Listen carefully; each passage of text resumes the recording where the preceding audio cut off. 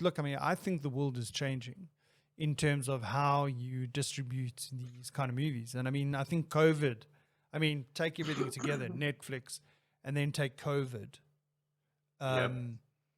You know, the thing is like, you know, I mean, when is my James Bond movie coming? Yeah, never. When's Top Never. Gun coming? Never. You know, it's Disney have started this thing where they will premiere their movie on Disney TV, right?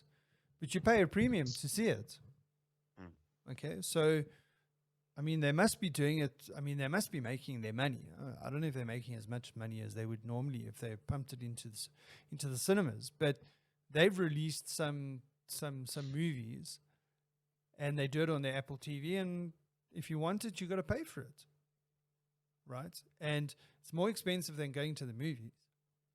But clearly, people are paying. Yeah. I don't know. Through necessity.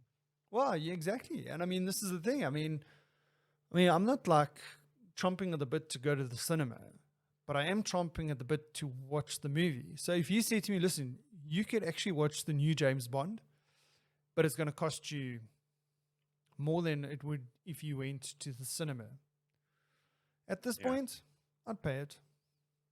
Yeah, but I think that there was a debate on my local radio here a few weeks ago when they were talking about this, that, invariably a lot of the stuff is now being, you know, like Star Wars stuff is going to come through Disney, and a few others are going through different channels, and it's like, you've got to subscribe. You'll get first month free, but you'd have to sign up, and it'd be a minimum 3-6 months, whatever it is after that. Yeah. And it's all 12 months, and the rate, if you add it all up, you're probably paying 3 times the price if you just watch that one thing. And then you have to remember to go and cancel it. I think in terms of like a model, right, for movies, I don't think like subscription-based a platform like Netflix would work unless that movie is part of that platform, right, or is distributed through that platform. I think like a Google movie store type model would work better, where like if you want to watch a movie, you buy that specific movie, you watch it. Like, fair enough. I wouldn't get a Disney subscription for like 2 or 3 films, right? Yeah. I would never get it. Like, forget about it. Like, why? But this is it. When they advertise, they draw you in by saying you can watch the movie you want to watch on our channel if you subscribe. And you know what? We'll give you the first month free. But not just that. You watch this, but because you watch this, you will like this and this and this and this.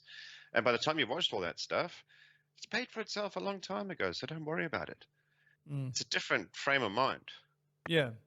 And also the thing is that, I mean, you know, go back 5 years ago and then you were only talking about Netflix. Now you're talking about everything. You're talking about HBO's got their own app. You're talking about Hulu. You're talking about Disney Amazon Plus, Amazon Prime, Apple TV. You know, like if you want to watch these shows, you've got to like subscribe to all of them. Apple TV actually got some really good productions. Yeah, like some thing really is, high quality you've only got stuff. one pair of eyes. You're only going to watch one at any one time. You got to pick. You can't have them all. And that's the thing I don't like. I want one that's going to show most of what I want to watch.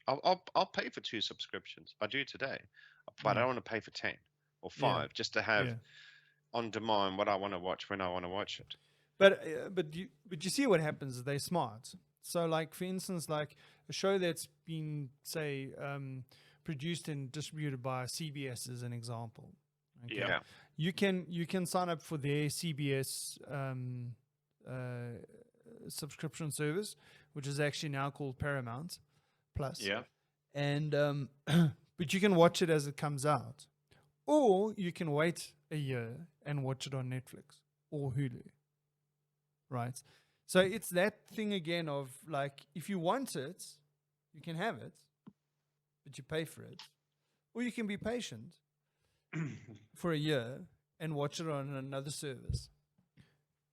Because they only on-sell it to the Netflixes or the Hulus of the world when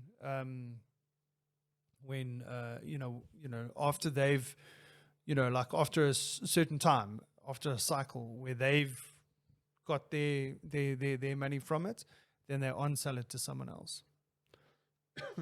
But I mean, I personally don't think that subscription model option like will work for movies, right? I think it's like it works well. Yeah, it works well for like channels like Netflix, right? That covers a very broad-based content. It's like you can always find something that you'd be interested in, right? It's like I'm not gonna get a subscription for sure. I can guarantee you 100% to watch like 5 or 6 movies a year. But fair enough. But like you said, it's not going to work for movies. But it does work for movies that are produced by Netflix, that they are producing on, right? So what's to say that, and it's working for series as well, because a lot of the series are being produced by Netflix. But it's like a really broad-based content, right? So it's not I understand that. But what I'm saying is that the model is changing. So like the big guys, like the big movie distributors, are actually losing out now, in my opinion, are losing out because they're holding back because they want to release it in the cinemas. Whereas other people are like the Disneys of the world are pivoting and saying, well, that's fine. Okay, we're not worried about putting it into the cinema. We'll put it on our platform service.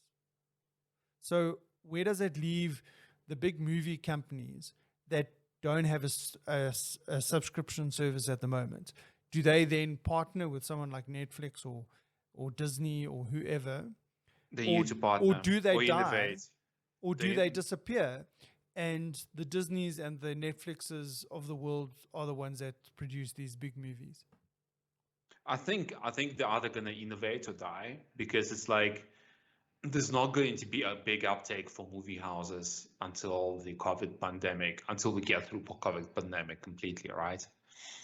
By that stage, you're looking 2 years down the line. Are you going to hold Top Gun that was made in like 2020 until 2022? My point exactly. Like, and really? And the question is, even when the COVID thing gets better, how much better is it going to be than it is now? I mean, are we now in this new normal now that the social distancing and that kind of stuff is just going to become the norm? So when you go to a cinema, theoretically, you can only fill half of it anyway. Ticket prices will go up. Ticket prices will go up. It's going to become more exclusive for sure. It's going to be like thinking, by the time Top Gun comes out, it's going to be a period drama. For sure. Yeah, they thought they were using the latest cell phones, but no, actually, that's quite old. Yeah. It's going to be dated.